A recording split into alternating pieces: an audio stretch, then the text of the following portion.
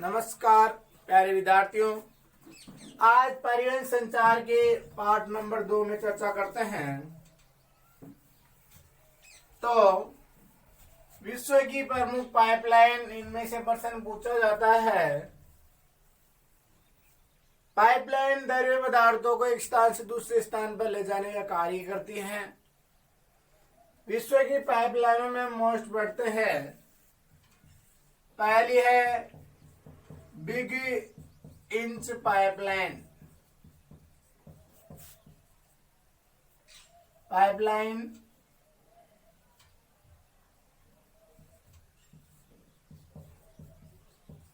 पहली है big inch pipeline. जो बिग इंच पाइपलाइन है वो बिग इंच पाइपलाइन मैक्सिको की खाड़ी के तटीय कुओं का खनिज तेल यूएसए के उत्तरी पूर्वी क्षेत्रों में ले जाती है। यानी जो बिग इंच पाइपलाइन ये तेल पाइपलाइन है, तेल ले जाने का कार्य करती है। सो ये जो बिग इंच पाइपलाइन है वो मैक्सिको की खाड़ी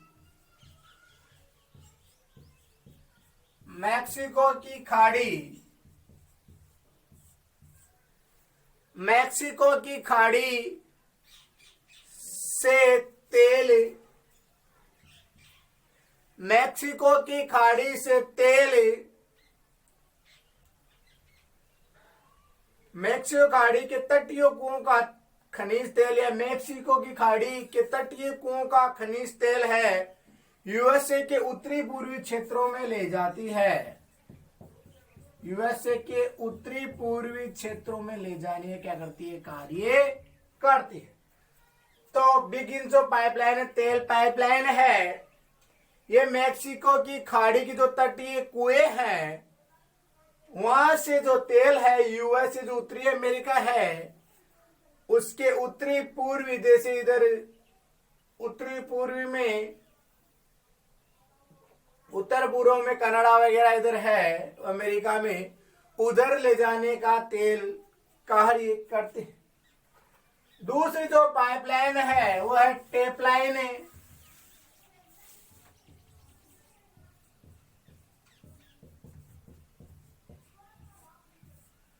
दूसरी जो पाइपलाइन है वो है टेप लाइन। ये फारस की खाड़ी के पास के कुओं को सूडान नामक नगरों से जोड़ती है। यानी ये जो टेप पाइपलाइन है ये भी तेल पाइपलाइन है, और ये जो पाइपलाइन है फारस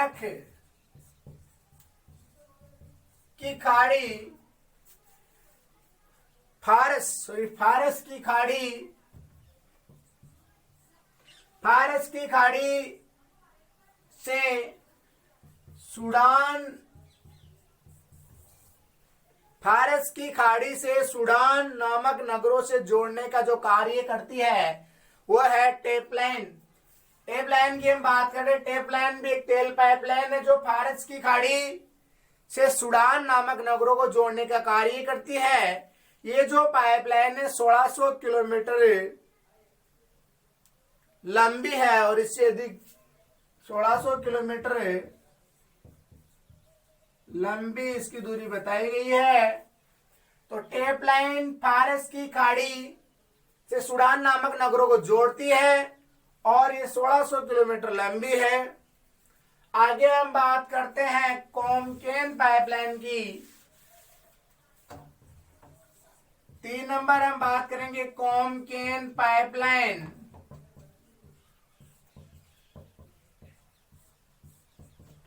बात करते हैं 3 नंबर की कॉमकेन पाइपलाइन। इस पाइपलाइन के माध्यम में से सोवियत संघ में स्थित वोल्गा तथा यूराल क्षेत्रों में के तेल कुओं से पूर्व यूरोपीय राष्ट्रों तक ले जाती है। यानी जो कॉमकेन पाइपलाइन है सोवियत संघ के जो यूराल क्षेत्र है, सोवियत संघ का जो यूराल तथा वोल्गा जो क्षेत्र है वहां से तेल यूरोपीय राष्ट्रों को ले जाने का कार्य करती है।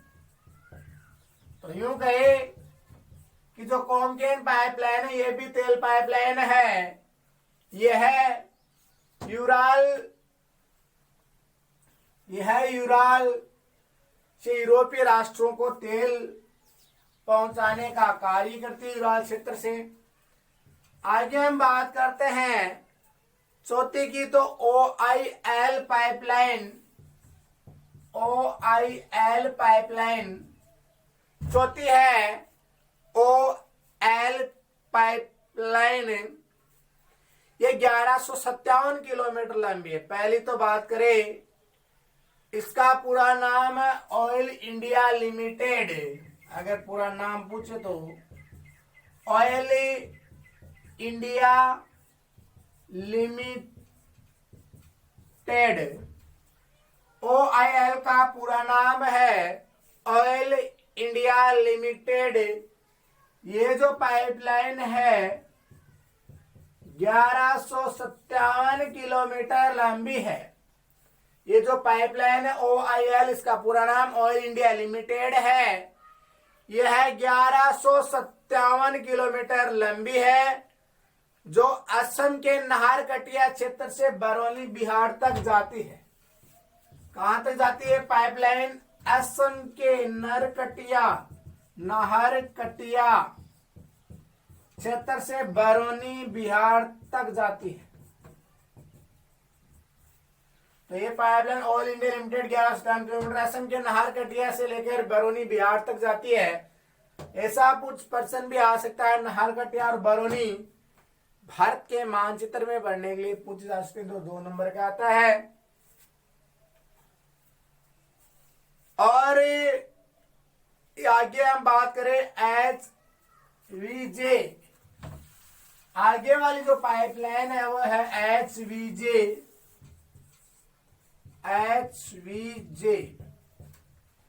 हजीरा,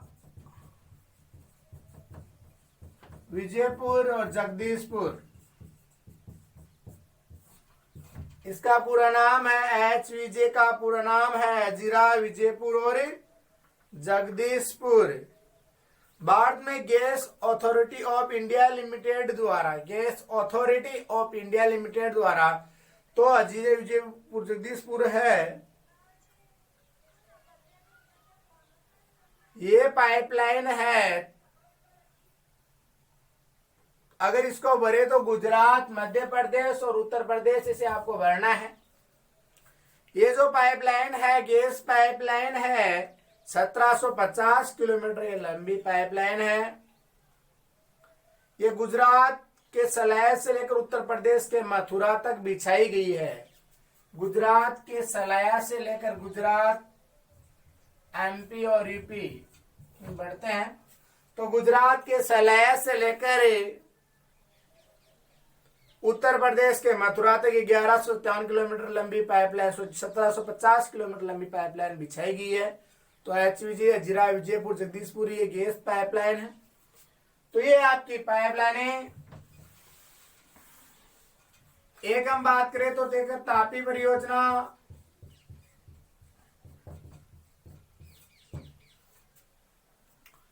तापी जो परियोजना है ये 2015 दिसंबर में प्रस्तावित की गई है। इसका शुभारंभ किया गया। 1814 किलोमीटर लंबी ये पाइपलाइन है, गैस पाइपलाइन है, जो 2019 तक पूरी हो जाएगी। ये है आपकी पाइपलाइन की हमने बात की। बिगिन, स्टेप लाइन, कोमकेन, OIL, HVJ और तापी परियोजना, इनके बारे में हमने थोड़ी थोड़ी बात की है। अब एक है साइबर स्पेस इंटरनेट, जिसके बारे में पढ़ते हैं।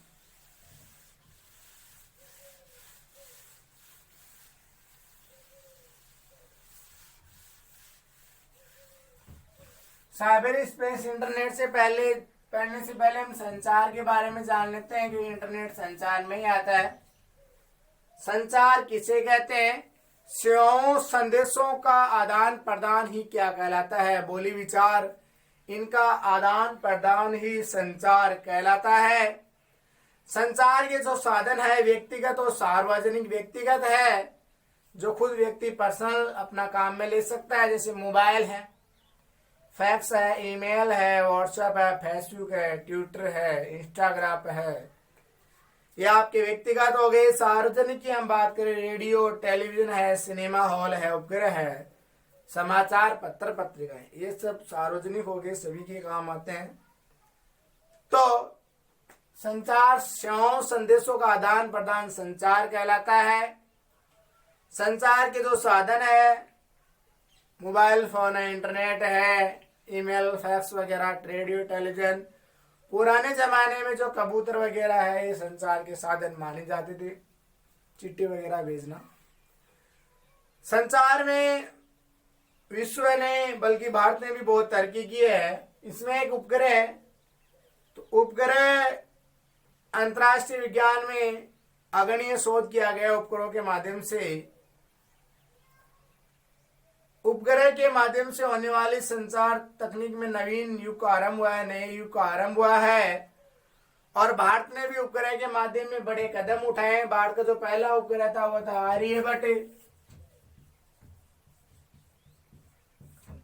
आर्यभट्ट था। ये 1979 में इसका परीक्षण किया गया, स्थापना की गई, इसको लॉन्च किया गया। उसके बाद भास्कर 1 ये भी 1979, रोहिणी 1980 और एप्पल 1981। तो ये उपग्रह कदम में भारत ने बड़े कदम उठाए हैं। अब आगे हम संचार के बारे में हम बात करते हैं थोड़ी और। तो cyber space, internet, cyber space, internet.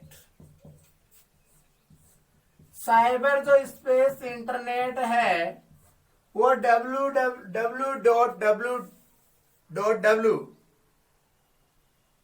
Cyber space जो कंप्यूटरीकृत स्पेस का संसार है। Cyber space internet world wide website, world wide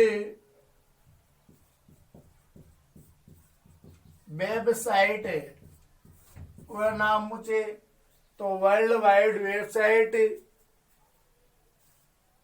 जिससे इंटरनेट आवृत है। सरल शब्दों में कहे तो यह संदेश भेजने वाले और संदेश प्राप्त करने वाले की अंकीय दुनिया है। संदेश भेजने वाले और संदेश प्राप्त करने वाले की अंकीय दुनिया है। संदेश भेजने वाले और संदेश प्राप्त करने वाले की अंकीय दुनिया है। इंटरनेट www वेबसाइट से आवृत है। ये इंटरनेट का संसार है। संदेश भेजने वाले और संदेश प्राप्त करने वाले की अंकीय दुनिया है। इसमें मनुष्य को कोई शारीरिक श्रम नहीं करना पड़ता, जिसे इंटरनेट के नाम से जाना जाता है। इसमें के माध्यम से हम सूचनाओं का आदान प्रदान कर सकते हैं, सूचनाएं पहुंचा सकते हैं और मंगा सकते हैं। तो इंटरनेट के माध्यम से ये संभव हुआ। इंटरनेट के हम लाभ की बात करें, उपयोगिता की बात करें, तो इंटरनेट के माध्यम से हम विश्व की घर बैठे जानकारी, कोई से कोने की जानकारी हम प्राप्त कर सकते हैं। इंटरनेट के माध्यम से दूर बैठे व्यक्ति से बात कर सकते हैं, वीडियो कॉल वगैरह से भी इंटरनेट के माध्यम से होता है। इंटरनेट के माध्यम से हम सूचनाएं एकत्रित कर सकते हैं। इंटरनेट के माध्यम से हम शॉपिंग वगैरह भी कर सकते हैं। आजकल माल ऑर्डर करना सभी इंटरनेट का ही आविष्कार है। इंटरनेट हम कहीं भी चला सकते हैं, जहाज में चला सकते हैं। जो इंटरनेट के साइबर स्पेस केप होते हैं वहां पे भी हम चला सकते हैं। तो इंटरनेट के आने के बाद दुनिया ने बहुत तरह के इंटरनेट के माध्यम से ऑनलाइन व्यापार कर सकते हैं, क्रय विक्रय कर सकते हैं, शॉपिंग कर सकते हैं, शिक्षा ग्रहण कर सकते हैं, एजुकेशन ग्रहण कर सकते हैं। जो ऑनलाइन स्टडी चलती है इंटरनेट के माध्यम से अपलोड होती है। तो ये सब इंटरनेट का ही आविष्कार है। इंटरनेट के बाद हानि की हम बात करें तो इसके माध्यम से आजकल दुरुपयोग ज्यादा हो रहे हैं। किसी को ब्लैकमेलिंग करना है, अपना टाइम वेस्ट में, जैसे कई लोग इंटरनेट के माध्यम से गेम वगैरह खेलते हैं, जिससे विद्यार्थी की पढ़ाई डिस्टर्ब होती है, विद्यार्थी अपना जीवन इसमें, तो इसका सदुपयोग ज्यादा, दुरुपयोग ज्यादा हो रहा है। तो एक चीज के दो लाभ होते हैं, लाभ और हानि, पक्ष और विपक्ष, तो दोनों काम में आता है। तो ये आपका इंटरनेट। तो इंटरनेट के बारे में हमने बात कर ली। अब इसमें एक रह गया था आपका स्थल परिवहन में, छोटी छोटी दूरियों जो काम में आता है वो स्थल परिवहन में सड़क परिवहन था। सड़क परिवहन में हमने बात नहीं की। सड़क मार्ग के बारे में पढ़ते हैं। अगर हमें छोटी छोटी दूरियां तय करनी तो सड़क परिवहन काम में आता है।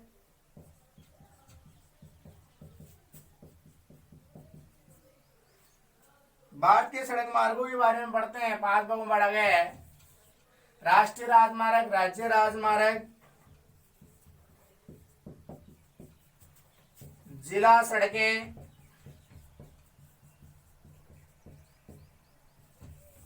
ग्रामीण सड़कें और सीमावर्ती सड़कें।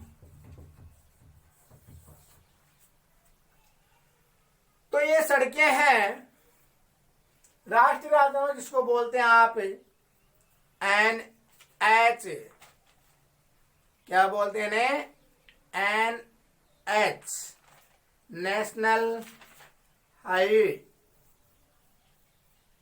क्या बोला जाता है इन्हें? National highway. NH national highway. National highway के माध्यम से राष्ट्रीय राजमार्ग है सभी राज्यों को आपस में जोड़ने का जो कार्य करती है वह करती है नेशनल हाईवे। कौन करती है? National highway. ये सभी राज्यों को आपस में जोड़ने का कार्य करती है। तो यूं कहें सभी राज्यों को जोड़ने के लिए क्या बनाए जाते हैं? नेशनल हाईवे बनाए जाते हैं। राष्ट्रीय राजमार्ग होते हैं जो आपस में सभी राज्यों को जोड़ने का कार्य करती है, जिसको नेशनल हाईवे बोलते हैं। इसको बनाने की जो जिम्मेदारी होती है वो कौन सी संस्था की होती है? CPWD। CPWD जिसका पूरा नाम है केंद्रीय लोक निर्माण विभाग। CPWD का पूरा नाम है केंद्रीय लोक निर्माण विभाग। राष्ट्रीय राजमार्ग जो आपस में सभी राज्यों को जोड़ने के कार्य करते हैं, जो पक्की सड़कें होती हैं, महामार्ग होते हैं,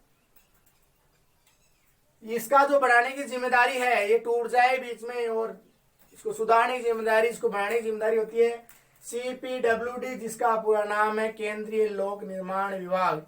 ये प्रश्न भी आ सकता है। वर्तमान में 292 NH है, 223 जिसमें प्रमुख है। अगर हम भारत की बात करें तो भारत का जो सबसे बड़ा NH है वो है NH7। भारत का जो सबसे बड़ा NH है वो NH7, जो उत्तर में वाराणसी से लेकर, जो यूपी में पड़ती है, उत्तर में वाराणसी से लेकर दक्षिण में कन्याकुमारी तक जाता है। दक्षिण में कहां तक जाता है? कन्याकुमारी तक जाता है। उत्तर में वाराणसी से लेकर दक्षिण में कन्याकुमारी तक जाता है, जो कौन सा है आपका? NH7। उत्तर में वाराणसी से लेकर दक्षिण में कन्याकुमारी तक जो जाता है वो NH आपका 7। उत्तर में वाराणसी से लेकर दक्षिण में कन्याकुमारी जो NH7 है। भारत का जो सबसे बड़ा NH है नेशनल हाईवे वो 7 है। उत्तर में वाराणसी से लेकर दक्षिण में कन्याकुमारी तक जाता है, जिसकी लंबाई है 2369, जिसकी जो लंबाई है 2369 किलोमीटर है। इसकी जो लंबाई है वो है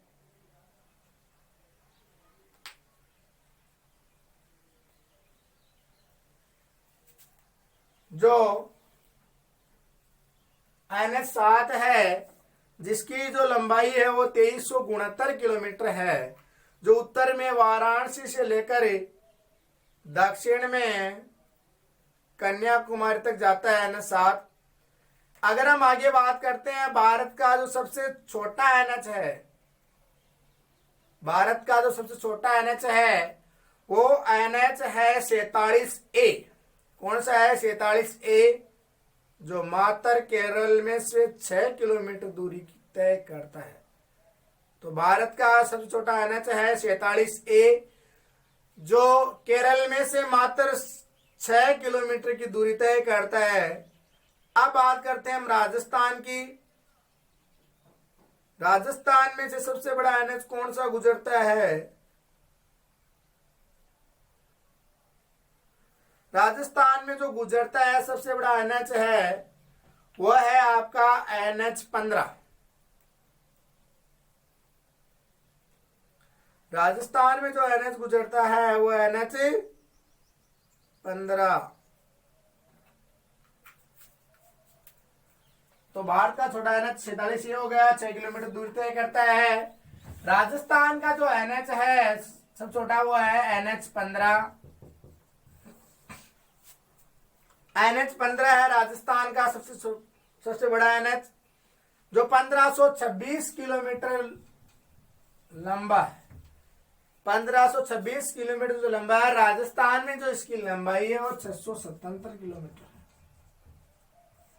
ठीक है, तो ये वही बात राजस्थान की। ये जो है राजस्थान का एनएच है गुजरता है पठानकोट, अमृतसर है, बठिंडा, गंगानगर, इन क्षेत्रों से गुजरता है जैसलमेर, बाड़मेर की तरफ आ जाता है। राजस्थान का सबसे छोटा एनएच है वो है NH-71B, जो मात्र 5 किलोमीटर की दूरी तय करता है, वो भी अलवर में से। राजस्थान छोटा एनएच हो गया 71B, जो मात्र राजस्थान में से 5 किलोमीटर की दूरी तय करता है, अलवर में से। राजस्थान का सबसे व्यस्तम एनएच है वो NH-8, ये भी आ सकता है। व्यस्तम जिसमें गाड़ी मोटर ज्यादा चलती है, राजस्थान से व्यस्तम एनएच है वो NH-8, जिसकी लंबाई है 1428 किलोमीटर। 1428 किलोमीटर जिसकी लंबाई है वो है NH-8, जिस राजस्थान में इसकी लंबाई 685 किलोमीटर। दिल्ली, जयपुर, उदयपुर, अहमदाबाद, वडोदरा इस क्षेत्र से गुजरता है। तो ये आपके एनएच नेशनल हाईवे। राज्य जो राजमार्ग है वो राज्य की राजधानी को और जिलों को आपस सभी राज्य के सभी जिलों को जोड़ने का कार्य करती है। वो आती है राज्य सड़कें, राज्य की राजधानी और जिलों को आपस में जोड़ने का कार्य जो राज्य सड़कें, जिसको बोलते हैं सच स्टेट हाईवे। इसका जो रखरखाव वो करती है PWD, इसको बनाने की जिम्मेदारी सबकी जिम्मेदारी होती है। रखरखाव की उसकी जिम्मेदारी PWD, जिसका पूरा नाम है सार्वजनिक लोक निर्माण विभाग। ठीक है, जिला सड़कें, जिला जो सड़कें होती हैं सभी गांवों को जिले से जोड़ने का कार्य करती है, वह होती है आपकी जिला सड़कें। सभी गांवों को जिले से जोड़ने का कार्य तो जिला सड़कें, जिसकी जिम्मेदारी थी जिला परिषद की बनाने की। फिर आती है आपकी ग्रामीण सड़कें, जो गांव को जो शहर की जो पक्की सड़कें उससे जोड़ने का कार्य करती है। और गांव में जो बनी होती है वो होती है प्रधानमंत्री ग्राम सड़क योजना के तहत बनी होती है। प्रधानमंत्री ग्राम सड़क योजना, गांव में बोर्ड लगे होते हैं कि इसके घर से सड़क बनी, इतनी किलोमीटर, इसमें इतना खर्चा लगा। तो ये आपकी ग्रामीण सड़कें। आगे हमें बात करते हैं थोड़ी सी मोस्ट जो इंपोर्टेंट है वो मैं बताऊं। आपकी जो सीमावर्ती जो सड़कें हैं ये बहुत ही महत्वपूर्ण प्रश्न इसमें से पूछा जाता है। सीमावर्ती जो सड़क है, सीमावर्ती जो सड़कें हैं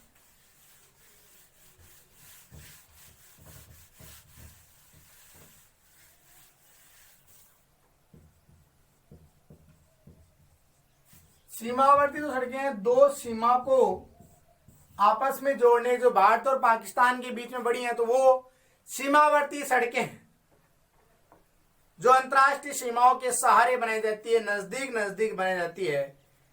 सीमा सड़क संगठन ने 1960 में सीमा सड़क संगठन बनाने का, ये सड़कें बनाने का कार्य आरंभ किया। 1960 में सीमा सड़क संगठन की स्थापना की गई।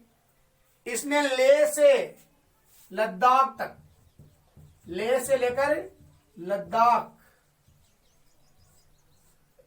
लेह से लेकर लद्दाख, जम्मू कश्मीर पढ़ते हैं, लेह से लेकर लद्दाख तक, लद्दाख से लेकर लेह तक या लेह से लद्दाख तक संसार की सबसे ऊंची सड़क का निर्माण किया है। संसार की सबसे ऊंची सड़क का निर्माण इन्होंने किया है, सीमा सड़क संगठन ने। सीमा सड़क संगठन के क्या लाभ, प्रश्न पूछा है।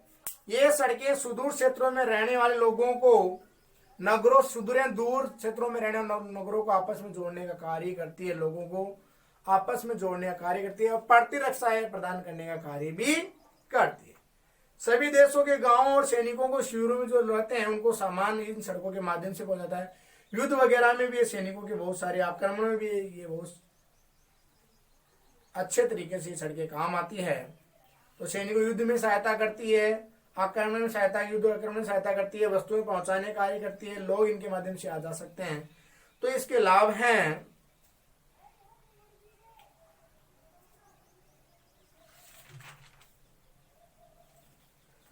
इसमें एक और बच गया जो महत्वपूर्ण है, ये आपने पढ़ा है,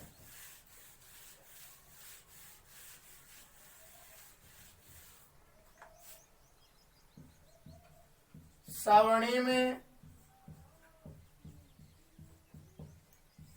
चतुर्भुज महान परियोजना। तो स्वर्णिम चतुर्भुज जो महान परियोजना है, ये सड़क परियोजना है।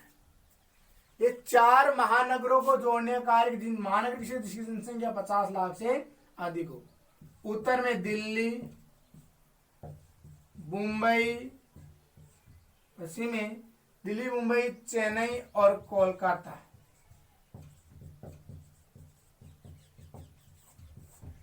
तो स्वर्णिम जो चतुर्भुज महान परियोजना है 4 महानगरों को जोड़ने का कार्य करती है।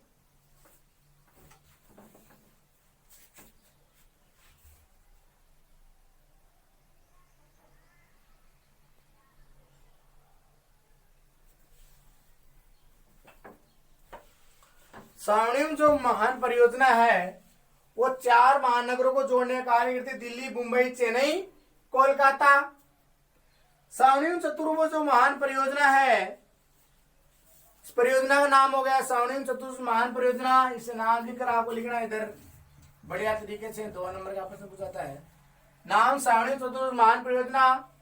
इसकी हम लंबाई की हम बात करते हैं। स्वर्णिम चतुर्भुज महान परियोजना जिसकी लंबाई है 5846 किलोमीटर, ये भी आपको याद रखना है। इसकी जो चौड़ाई है वो 80 मीटर। कितनी है?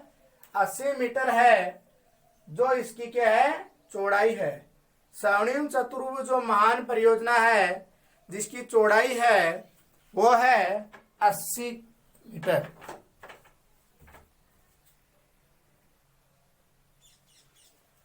स्वर्णिम चतुर्भुज महान परियोजना के बारे में हम पढ़ रहे थे। तो दिल्ली, मुंबई, चेन्नई, कोलकाता ये 4 महानगरों को जोड़ती है।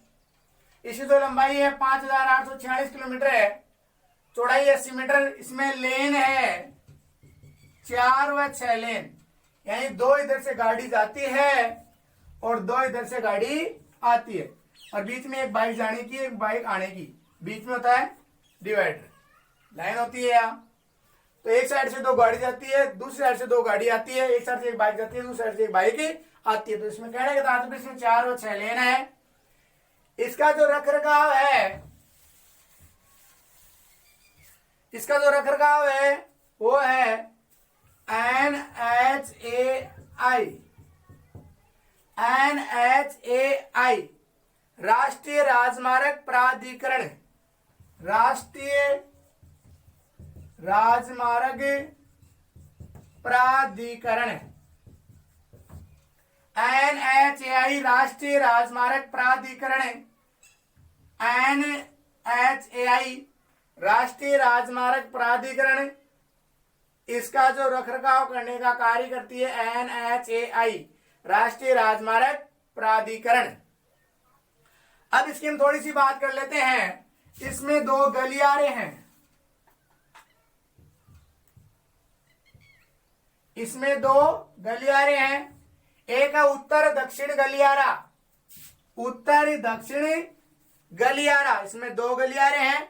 उत्तर में जम्मू कश्मीर के श्रीनगर से लेकर, उत्तर में जम्मू कश्मीर के श्रीनगर से लेकर दक्षिण में तमिलनाडु के कन्याकुमारी, उत्तर में जम्मू कश्मीर के श्रीनगर से लेकर दक्षिण में तमिलनाडु के कन्याकुमारी तक उत्तर दक्षिण गलियारा है। उत्तर में उत्तर दक्षिण जो गलियारा है, उत्तर में जम्मू कश्मीर के श्रीनगर से लेकर तमिलनाडु के कन्याकुमारी तक है, जिसकी लंबाई है 4016 किलोमीटर, जिसकी लंबाई है 4016 किलोमीटर। उत्तर दक्षिण गलियारे की लंबाई। पूर्व पश्चिम जो गलियारा है, पूर्व में असम के सिलचर से लेकर,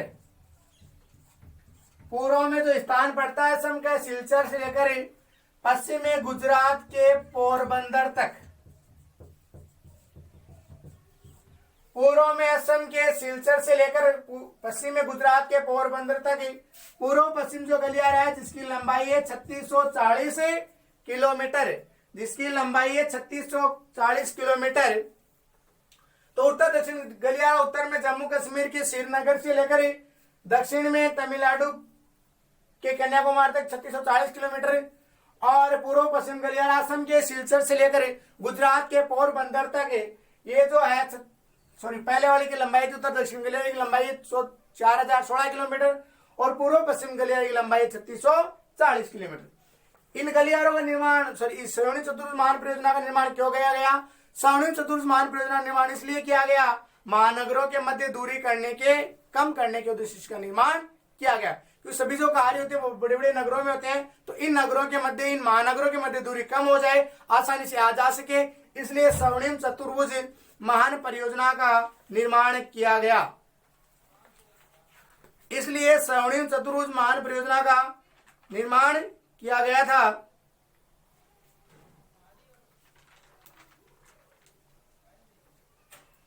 एक है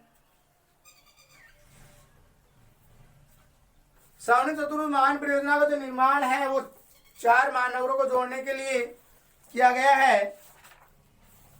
एक इसमें रेल मार्गों को जोड़ने के लिए, रेल मार्गों को, ये तो क्या है, सड़क मार्ग है, और रेलवे लाइन को जोड़ने के लिए इसमें रेलवे लाइन विश्व में रेल विश्वविद्यालय, देश का पहला रेल विश्वविद्यालय, देश का पहला रेल विश्वविद्यालय वडोदरा गुजरात में 25 फरवरी 2016 खोला गया। एक इंपोर्टेंट प्रश्न है कि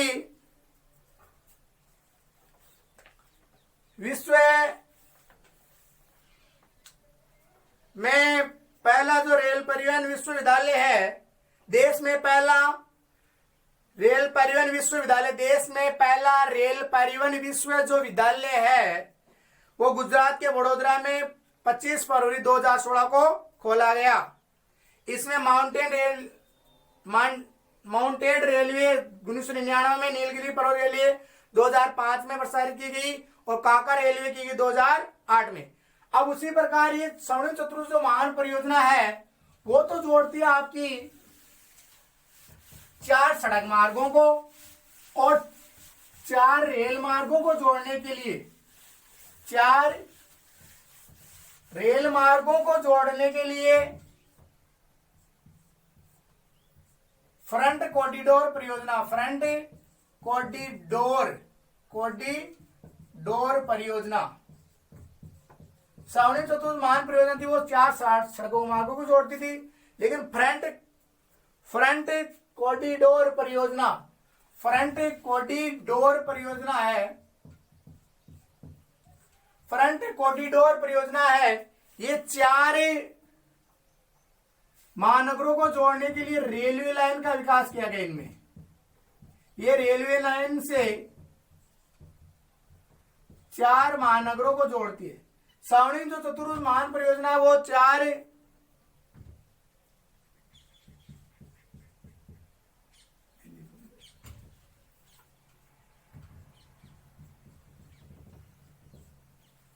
स्वर्णिम चतुर्भुज महान परियोजना है वो 4 सड़क मार्गों को जोड़ती है, लेकिन फ्रंट कॉरिडोर परियोजना वो 4 रेल मार्गों को जोड़ती है। दिल्ली, मुंबई, चेन्नई को 4 रेल मार्ग कहते हैं। एक है इसमें इंपोर्टेंट है मेट्रो रेल। तो भारत में मेट्रो रेल का शुभारंभ सर्वप्रथम 1972 में कोलकाता से हुआ। ये भी प्रश्न आ सकता है, मेट्रो रेल का शुभारंभ भारत में कब हुआ? 1972 में कोलकाता से हुआ। देश की पहली मोनोरेल चलाई गई 1 फरवरी 2014 को। 2014 को देश में पहली मोनोरेल चलाई गई। तो मेट्रो ट्रेन 1972 में की गई। ये है मेट्रो रेल का कोलकाता से हुआ। अब ये कोंकण रेलवे, कोंकण रेलवे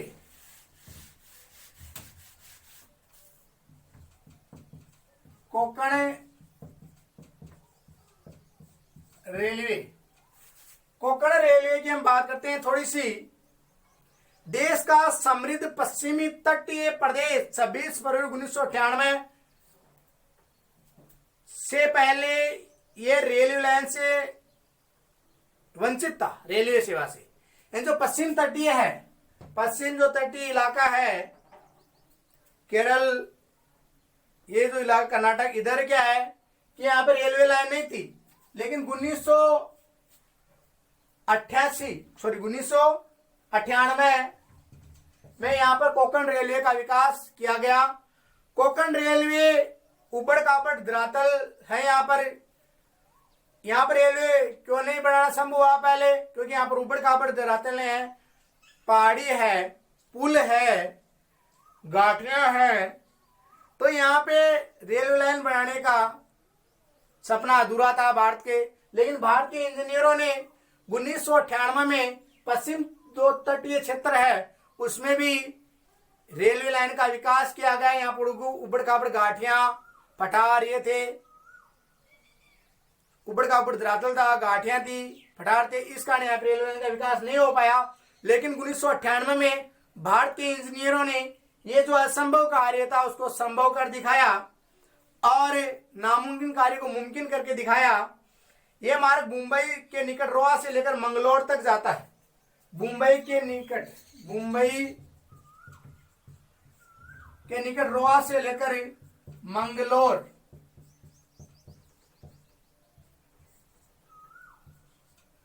तो मुंबई के रोहा से लेकर मंगलोर तक जाता है, जिसकी लंबाई है 760 किलोमीटर। तो कोंकण रेलवे का कब बनाया गया? 1998 में। इससे पहले तो तटीय क्षेत्र था वो रेलवे लाइन से वंचित था, क्योंकि यहाँ पर ऊबड़ खाबड़ धरातल और यहाँ पे घाटियां, तो यहाँ पे रेलवे लाइन बनाना संभव नहीं था। बल्कि इस असंभव कार्य को भारत के इंजीनियरों ने 1998 को संभव कर दिखाया और ऊबड़ खाबड़ क्षेत्रों में रेलवे लाइन निकाल दी। मुंबई के रोहा से लेकर मंगलोर तक जाता है, जिसकी लंबाई है 760 किलोमीटर। इसमें लगभग 2000 पुल है बनाए गए हैं, सुरंगे, बड़े पुल जिसमें 179 है और 91 सुरंगे हैं। और इसमें शरावती नदी पर पुल बनाया गया है। शरावती नदी पर जो पुल बनाया गया है, शरावती नदी पर पुल बनाया गया है। 2065 किलोमीटर, 2065 मीटर लंबा है। इस पर शरावती नदी पर एक पुल भी बनाया गया है यहाँ पर। तो मंगलोर से लेकर रोहा तक जाता है, या मुंबई रोहा से लेकर मंगलोर 760 किलोमीटर। तो ये कोंकण रेलवे का भारत में एक सराहनीय कदम था और इसने भारत ने इस असंभव कार्य को संभव कर दिखाया। अब एक इसमें ग्रांड ट्रंक रोड, जिसको जीटी रोड के नाम से भी जाना जाता है, वो मोस्ट है। और बाकी इस पार्ट में कुछ मोस्ट नहीं है, परिवहन वाले में जो मैंने बता दिया वो ही इंपॉर्टेंट है। एक से पहले बता नागरिक उड़ान नीति। नागरिक उड़ान नीति 2016 में घोषित की। नागरिक उड़ान जो नीति है 2016 में घोषित की गई। इसका मतलब क्या है कि जो नागरिक उड़ान नीति है 2016 में घोषित की गई। नागरिक उड़ान नीति 2016 में घोषित है। इसका मतलब क्या है, इसका उद्देश्य क्या है? नागरिक उड़ान नीति 2022 तक भारत 9वें स्थान पर है वायु परिवहन के मामले पर, उसको तीसरे स्थान पर लेना। घरेलू टिकटिंग व्यवस्था को बढ़ाना है। लोग मतलब घरेलू टिकटिंग व्यवस्था 8 करोड़ लोग इसमें यात्रा करते हैं, उनको 30 करोड़ करना। वाणिज्यिक बैंकों को, वाणिज्यिक सेवाओं को में वृद्धि करना। विमान की जो पहुंच है ये वायुप्रेरण की वो आम आदमी तक होना है, तो इसके उद्देश्य रखे गए। इसमें एक ग्रांड ट्रंक रोड जिसका निर्माण शेरशाह सूरी ने किया था। ग्रांड ट्रंक जो रोड है जिसका जो निर्माण है वो किया था शेरशाह सूरी ने, जिसको आप जीटी रोड के नाम से भी जानते हैं। ग्रांड ट्रंक रोड जिसका निर्माण शेरशाह सूरी ने किया, जिसको हम जीटी रोड के नाम से भी जानते हैं। ग्रांड ट्रंक रोड का निर्माण शेरशाह सूरी ने किया। इसने क्या किया, सिंधु घाटी पाकिस्तान से लेकर बंगाल की सोनार घाटी तक एक सड़क का निर्माण किया। Grand trunk road, GT road, grand trunk road जिसको जीटी रोड के नाम से भी जानते हैं, जिसका निर्माण शेरशाह सूरी ने। ग्रांड ट्रंक रोड जिसको जीटी के नाम से भी जानते हैं, ग्रांड ट्रंक रोड जिसका निर्माण शेरशाह सूरी ने किया। यह पाकिस्तान, सिंधु घाटी पाकिस्तान से लेकर बंगाल की सोनार घाटी तक जाती है। ब्रिटेन शासन में कोलकाता को पहुंचाने के लिए इसका निर्माण किया गया था। और इसमें 2 NH थे, NH1 और NH2, दिल्ली से अमृतसर और दिल्ली से कोलकाता। वर्तमान इन दोनों का बनाकर एक कर दिया गया है। तो ये था ग्रांड ट्रंक रोड जिसका पुनः नामकरण किया गया जीटी रोड किया गया। ये अमृतसर लेकर कोलकाता तक जाती है। तो इसमें ये जो महत्वपूर्ण प्रश्न थे, एक छोटा सा प्रश्न एक और बच गया जो आ सकता है। महत्वपूर्ण आंतरिक जल परिवहन की बातें। अरे आंतरिक जल परिवहन में क्या होता है, बांध बढ़ा देते वो बाधाएं हैं, पानी की कमी होती है वो बाधाएं हैं, जल की निकास सही नहीं हो पाती, मलबे की कमी है, ये क्या है, इसकी बाधा है। तो इसकी बाधा है। आपने परिवहन के बारे में पढ़ा। अगर कोई भी और टॉपिक समझ में आया तो आप कमेंट बॉक्स में कमेंट कर सकते हैं। ये था परिवहन के पार्ट जो मैंने बताया आपको। बाकी और कोई समस्या हो तो आप चर्चा कर सकते हैं। और आप आगे वाला जो पार्ट पढ़ेंगे वो व्यापार के बारे में पढ़ेंगे। ज्योग्राफी विजेंद्र चैनल को ज्यादा सब्सक्राइब करें, लाइक करें और कमेंट करें। और कोई भी समस्या हो तो कमेंट बॉक्स में कमेंट करें। कोई प्रश्न पूछना हो तो। जय हिंद, जय भारत, धन्यवाद।